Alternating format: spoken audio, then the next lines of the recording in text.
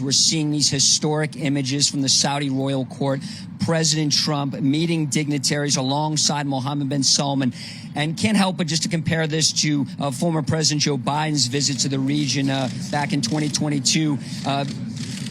You can see that the Crown Prince is not only alongside President Trump, he greeted him right off Air Force One. Again, that's very different from when Biden visited here just a few years ago. Biden did the historic fist bump. That was not at the airport. And there's no question President Trump arrives here with some headwinds. Idan Alexander, the last living American hostage freed from Gaza, a deal with China, a stock market rally, Steve Witkoff meeting with Iranian officials in neighboring Oman, making progress on the nuclear deal.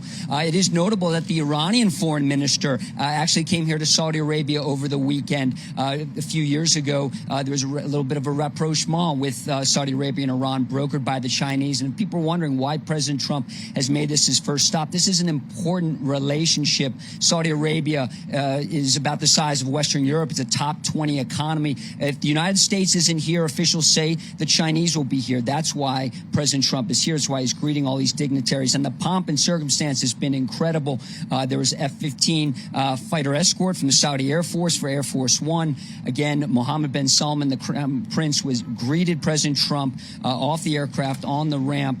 And you've seen all the Trump officials are here, too. There's going to be major investments announced, over $1 trillion in investments from all three countries, Saudi Arabia, Qatar, the United Arab Emirates. And keep in mind, guys, when President Trump first returned to the White House in January, who was his first call to? Which foreign leader? It was to Crown Prince Mohammed bin Salman. Again, just talking about the importance of this relationship, why it's important that President Trump arrived here on his first official overseas visit here to Saudi Arabia, just like he did during his first term. And there could be other meetings as well. There's a lot happening, of course, in the region, not just in Gaza, but in Syria. There's a new Sunni leader in Syria, and there's a lot of calls from them and former intelligence officials to say the United States should relax sanctions on Syria.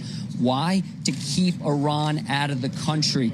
For years under the Assad regime, Iran used Syria as a forward operating base. So this is going to be very busy. Now, back here live to the Saudi royal court, you see President Trump meeting all the dignitaries, Crown Prince Mohammed bin Salman, here the de facto ruler of the country, meeting, standing alongside the president, taking time, these historic images.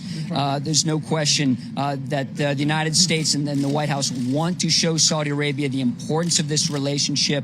Remember Bret Baier's interview with the Crown Prince? We said, how close are you to normalizing relations with Israel? He said, we get closer every day.